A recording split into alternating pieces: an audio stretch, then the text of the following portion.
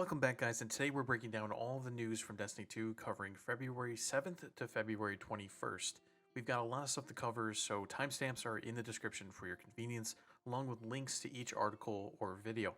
I'll give you a breakdown of each piece of news, and at the end of each article, I'll give you my opinions, so let's get right into it. Starting right out the gates hot, Bungie dropped a Strand trailer and article titled Inside Strand on February 7th, showcasing the abilities and supers for each Strand subclass. Bungie also goes into detail about how they came up with Strand and the inspiration behind it, so I suggest reading the article if you want to know the behind the scenes stuff, but next we'll just get right into the three new terms the Strand subclass will be using. Suspend. A suspended PvE enemy is lifted off the ground for a brief duration and is essentially disabled. In PvP, suspended players are lifted off the ground but can still move, albeit slowly, fire their weapons to fight back. Unravel. Attacking an unraveled enemy will cause threads to burst out of the target and attack other nearby targets. Once hit, that target will also become unraveled. Sever. A severed enemy is less capable of affecting the material world, reducing their damage output as a result. And the buff we are getting with Strand is called Woven Mail. You may have already seen this in the exotic trailer they dropped a couple weeks ago, but it gives you protective overshield that only protects the body and not the head, and it does not reduce any incoming melee damage either too. Now let's get into the subclasses, starting off with the Warlock. The Warlock's Strand subclass is called Broodweaver. It starts with a new melee attack called Arcane Needle, a projectile attack that can be chained into 3 attacks in a row. Now let's take a look at the other aspects too of the Warlock. Weaver's Call. On Rift Cast, the Warlock weaves 3 threadling eggs, which hatch into threadlings when they hit a surface. Any perched threadlings convert to additional eggs. Then you have Mind Spun Invocation. This aspect improves several of the Warlock's abilities. Your Grapple. When you execute a grapple melee, the Warlock weaves 3 threadling eggs from the target. The Threadling Grenade. Consume your Threadling Grenade and you generate a full complement of perched threadling. Shackle Grenade. You can consume your Shackle Grenade to gain a buff, creating a suspending detonation on every kill. And finally, to top it off is the Warlock super called Needle Storm. It's a combination of quick burst damage, launching Strand spikes into enemies, and any spike that misses an enemy too will just land on the ground and turn into a Threadling to do even more damage. Alright, enough of the Threadlings, let's take a look at the Hunter and see what they got. The Hunter subclass is called Threadrunner, and their melee is called Threaded Spike. With this melee, the Hunter can throw a rope dart that bounces between enemies before it returns back to the Hunter, and if you're quick enough and you catch it at the right time, you can get some of that melee energy refunded back to you. The Hunter's aspects are Ensnaring Slam. While in the air, pressing the air move input to slam downward suspends all nearby enemies. Widow's Silk is the next aspect. It grants you additional grenade charge. The Hunter's grapple ability creates a persistent grapple tangle when it latches, which fully refunds the grenade when you grapple to it, and Hunters can use this ability so they can set up multiple grapple points for their entire team, which greatly enhances their ability to move quickly around combat and the environment. And we have the Hunter super called Silk Strike. It's a roaming super with a rope dart that can be used in the air or on the ground. Light attacks will deal bonus damage on single targets, and when the enemy is dead, they'll explode, causing additional damage to any surrounding enemy. So that's not all, you can actually use the heavy attack to swing the rope dart in like a 360-degree motion that will cause a bunch of damage to any enemy nearby. Note, I will want to say that the heavy attack can only be used on the ground. You can't use it in the air. Alright, was that a little bit too much movement for you? So now let's get into those Titans. How about that?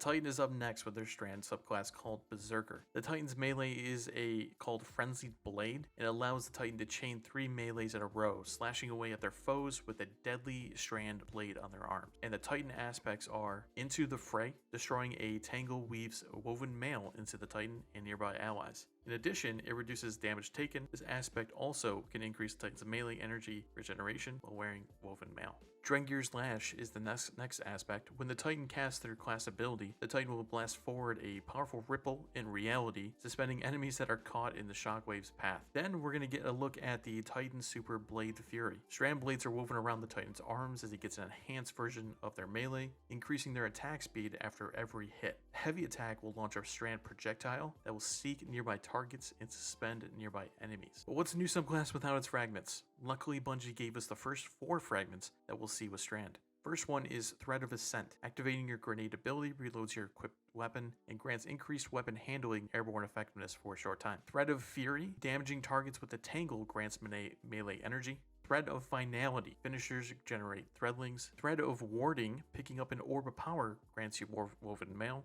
And that was all the fragments that we got. That was the Inside Strand article in Traveler that was released on February 7th. Personally, my opinion, I think this was a great start for Strand. I think we're going to see a lot of insane builds with the Threadlings, and whether Bungie likes it or not, Strand will mess up the Crucible for the next year. Unless they're really quick with those like patches with the PvP, maybe we'll get some adjustments right out the gate, but it's going to be pretty crazy, and we'll have to see what's going to happen. All right, let's move right into the next bit of news. And the next day on February 8th, Bungie dropped an article titled "To Abilities and Beyond, a look at the past, present, and future of 3.0. This article talks a lot about ability changes, super changes, and new fragments. So let's get right into it. The first change is with Season 20, with ability regeneration being reduced. They say, for an example, like a tier 10 stat in the next season will be about as good as a tier 8 in our current system. They're going to also be adjusting cooldown timers so that even at a lower tier, you won't feel a significant difference. Next, a big change, as our legendary armor will now have 3 type-specific mod slots, up from 2 that we currently have.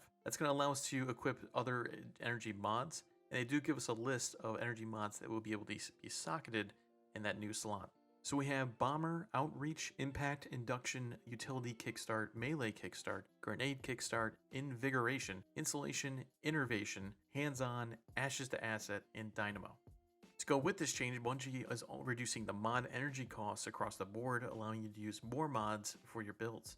On top of this, in Lightfall, the base cooldown of grenades, melee, class abilities will also be adjusted. They did say more details in the patch notes to come, but they did mention that Marksman's dodge is going to get reduced down to 29 seconds, and Gambler's dodge is going to reduce down to 38 seconds for hunters. But we'll have to wait for the patch notes to learn more about that.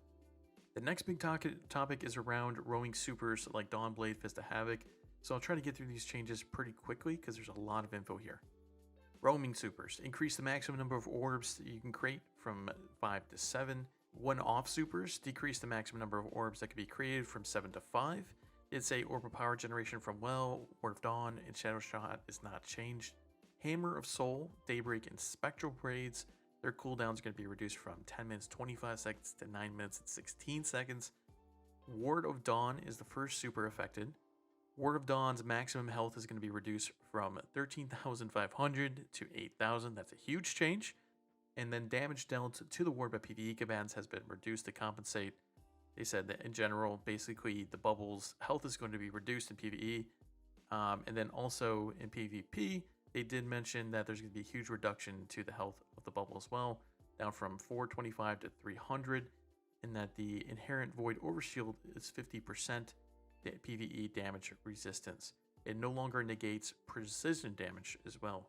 Thunder Crash is next. It reduces the maximum flight time from 5 seconds to 4.5 seconds, reduces the size of the damaging volume around the player while in flight by 20%, and push it further towards in front of players to make the flyby disintegrations more intentional. Descent now begins earlier in the flights. That means you're going to fall quicker as you're going through your missile, and reducing the landing detonation size versus players by 20%. And it's unchanged though with PvE targets, so it's still a big burst in PvE. Fist of Havoc, they increased PvE damage by 20%. Daybreak, super energy costs reduced from 10% to 6.5% per swing. Increased PvE damage by 25%, that's huge. Phoenix Dive, the base cooldown was reduced from 82 seconds to 55 seconds. Heat rises when it's active. The restoration duration is increased from 1 to 3. When Daybreak is active, it's significantly reduced. And they did the detonation maximum damage increase from 80 to 220. So a lot of great changes for Phoenix Dive and Daybreak people. I think Warlocks will be happy with those changes. They also made one small change to an ARC 3.0 fragment called Spark of Resistance. They said there were some changes on the activation timers, so they just made some changes there. Nothing real crazy on that one either. But now let's get into some new fragments for Lightfall with Arc, Void, and Solar. So with Arc, we have Spark of Instinct. When critically wounded, taking damage from nearby enemies emits a burst of damaging arc energy that jolts targets. That's like feedback fence just for each. I guess you just get it now as a fragment. That's kind of interesting. Spark of Haste. You have greatly increased resilience, recovery, and mobility while sprinting. And Solar. Fire Sprites. So Fire Sprites are created by a suite of new existing solar fragments, and they grant grenade energy and pick up kind of like a solar well. Ember of Mercy. When you revive an ally, you and other nearby allies gain restoration. Picking up a fire sprite grants you restoration.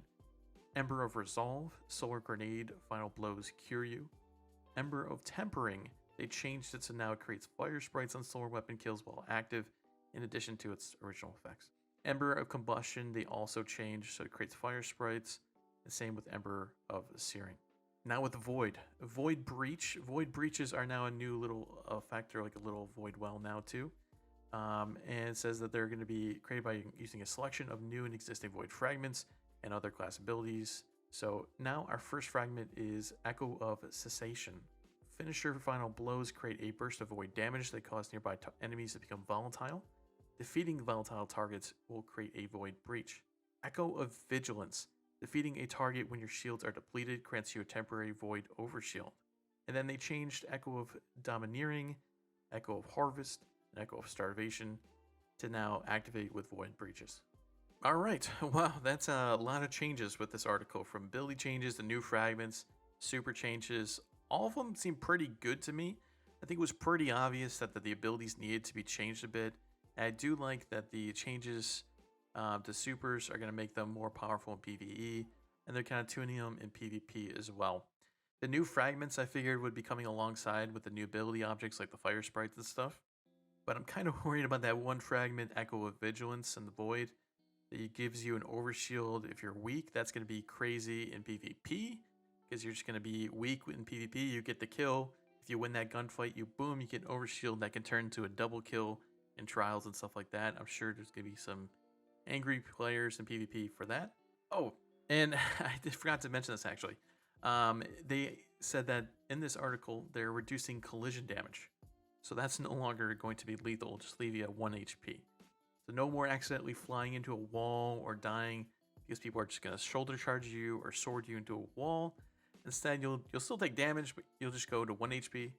It's not like they can't just shoulder charge you again, but you know, I'm just saying, it's going to be a lot better, because there have been so many times, I'm sure we've all experienced it, where you maybe step on like the wrong ledge or like a box or something in the game and you just go flying, or just some weird effect happens where you go flying into a wall. I think it'll be also just nice with like boss stomps too as well. So when they fling you into a wall, you just don't instantly die. That will be nice too. So overall, decent changes. We'll have to see how all these changes to Void, Arc, and Solar work with Strand. Is it gonna get overshadowed by Strand? Who knows? We'll see. Alright, and with such a heavy news week, the TWAB that came out on February 9th was a little light, but still had some more changes to highlight for Season 20, so let's get into that. All items from finishers to armor ornaments that change its appearance based on your currently equipped subclass, that stuff will all be compatible with Strand. I'd love to see it. I know we had that kind of issue with Stasis out the gate. Some of the stuff didn't work. The next change, it will also be included with work with weapon perks and other armor perks like Osmosis, Chain Reaction, Dragonfly, etc. All that stuff will now work with Strand. That's good news.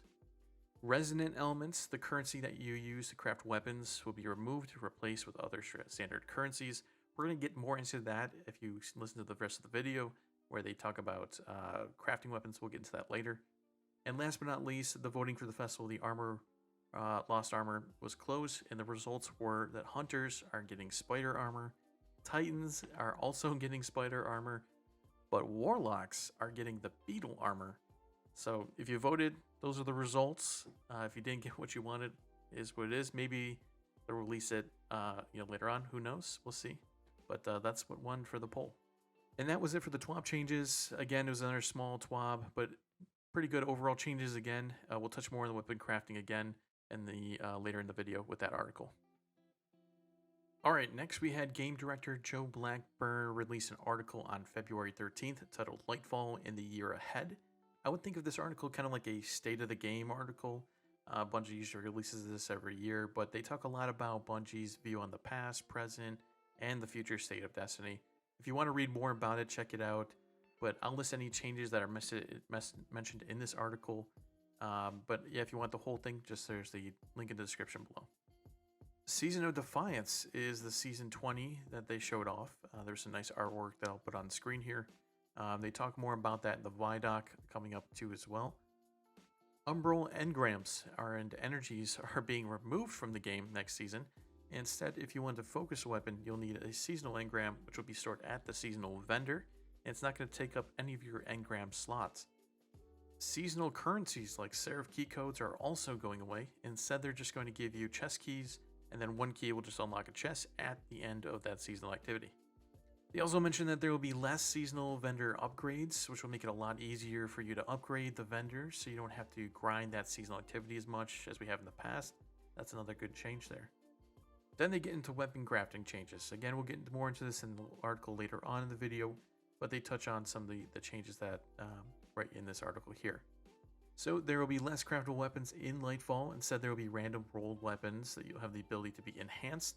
Mention that enhanced weapons will give you access to enhanced perks, mementos, and other intrinsic abilities. Enhanced weapons are going to be starting with the Lightfall raid, with the adept weapons in the master raid in season 21. And they said they plan on rolling out more enhanced weapons throughout the year. Deep sight weapons or red border weapons that you get are also changing. They stated that in Lightfall, when you get a deep sight weapon, it'll only be for a weapon that you need progress on for crafting. Additionally, they said later on that in the year, they're going to add in a mechanism to allow you to simply activate deep sight on a weapon that you need the pattern for.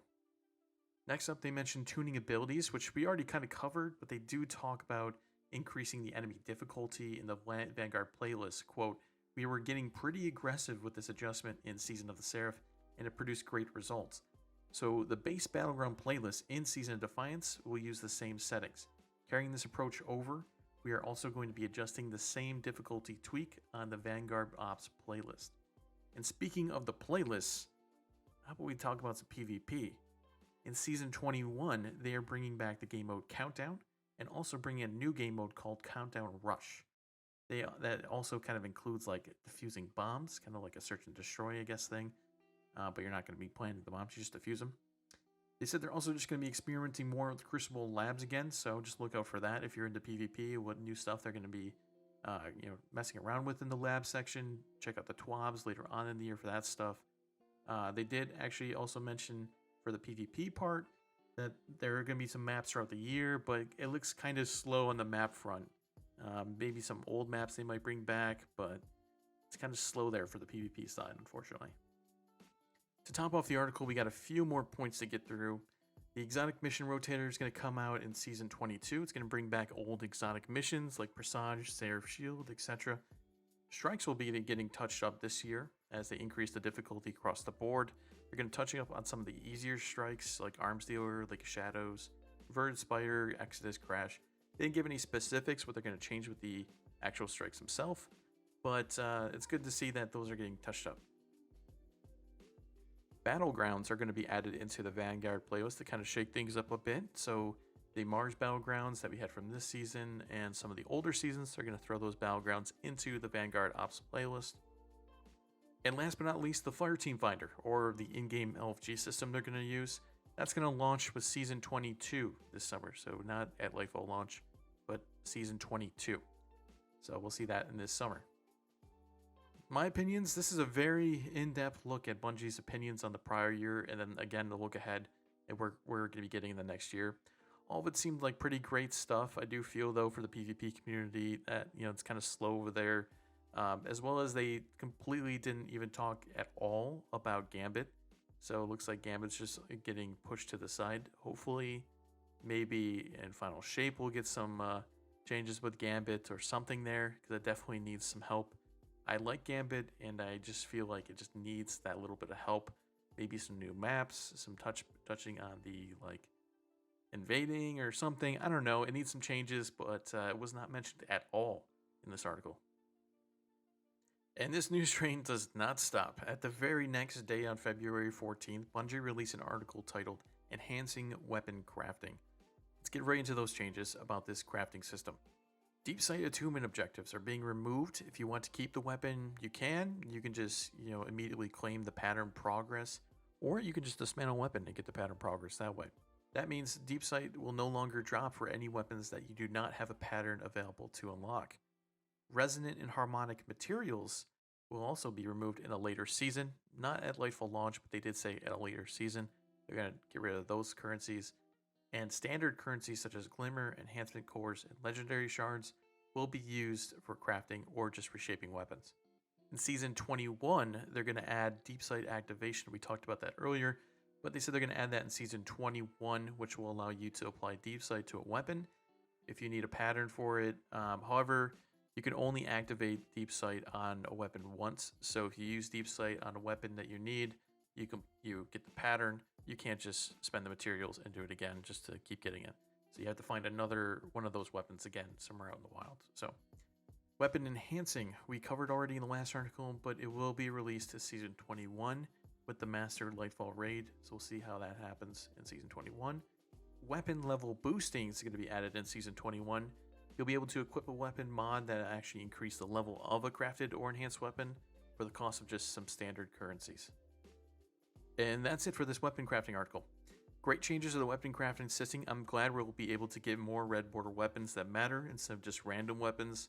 And deep sight activation will honestly make this whole process so much easier and smoother. I cannot wait to be able to do that. It'll make me be able to craft more weapons. And was sick and tired, honestly, of just kind of grinding out those red borders just to get the materials, the craft, and then you have to level up the weapon to get the perks that you wanted. So it sounds like, by Season 21, this crafting season is going to be, or crafting system is going to be so much smoother and so much easier. I can't wait. The ViDoc for Lightfall released on Destiny 2 YouTube channel on February 14th. There is a link in the description. I highly recommend checking this video out. It's about 16 minutes long. There were no new game changes to cover here, but they dive into the story of Lightfall, Season 20, Season of Defiance. They show off the gameplay of Strand supers and abilities. They talk about Neo Muna and the environment that we're going to get to explore. So I highly recommend you go over there, you check out that video. Again, link in the description. There's really nothing I can really break down there. I know there were some different cool mods and stuff that they may have shown on screen, but I'm not going to break that down. I would just say go watch the video, take a look at it yourself. But there's nothing brand new that they reveal in the video. It's just all about them showing the next season off in Lightfall. So it's a very hype video. Again, go check it out. It's about 16 minutes long. Let me know what you think of that video. All right, we are at the end of our recap here with the last week TWAB on February 16th. Season 19 ending mission was released in-game last Tuesday. If you haven't played it, I highly recommend getting through the mission. It was a great mission. They showed off the ending cinematic that kind of ties Season 19 with the launch of Lightfall in Season 20. But don't worry if you're too far behind or maybe you didn't play this season. You can just head over to the Destiny 2 YouTube channel. Check out the ending cinematic. It's definitely worth watching. A few more things here to cover in this TWAB though. Bungie showed off the Season 20 ritual weapon, Ecliptic Distaff, which is a void glaive, and they showed us the vendor ornaments for the glaive. Next, they talked about the character boosts. It's a Lightfall character boost when you hit soft cap, but not completed Lightfall. Provides you with high power gear. Does not skip the campaign. That's the Lightfall character boost. Then you had the Lightfall campaign skip boost. It appears when you complete Lightfall, skips the Lightfall campaign, unlocks Strand, but that unlock does not count as a legendary clear, so you don't get any of those rewards from the campaign. And it only includes a set of high power level gear if your main character has hit soft cap, so if one of your characters has hit soft cap. And that was a TWAB for February 16th. A light TWAB, but with the ViDoc and all the other news that I figured it would be pretty light TWAB.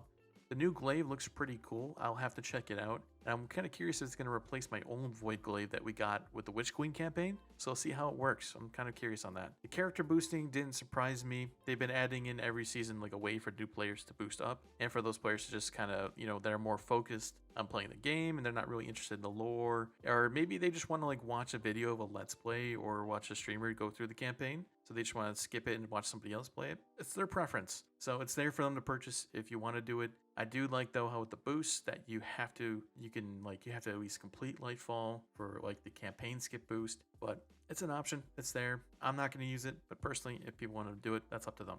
But wow, yeah, that was an insane couple weeks with all the in-game changes, Strand info, and all just the other news that we got in the last 2 weeks. Now we have about a week left until Lightfall drops, so get ready to drop into Neo Muna, and we'll see what we can do with Strand. All these different new abilities, and I'm sure we're going to see some crazy new builds with Lightfall, so Let me know in the comments below. What are you excited with Lightfall? Do you like some of these changes that they mentioned in the last couple of weeks? Do you think some of them are good? Do you think some of them are bad? Maybe you just don't care. You just want to play some Lightfall. Me too. I just want to play some Lightfall and see how all this works together. But whatever it is, leave a comment below, and I'll catch you guys in the next video.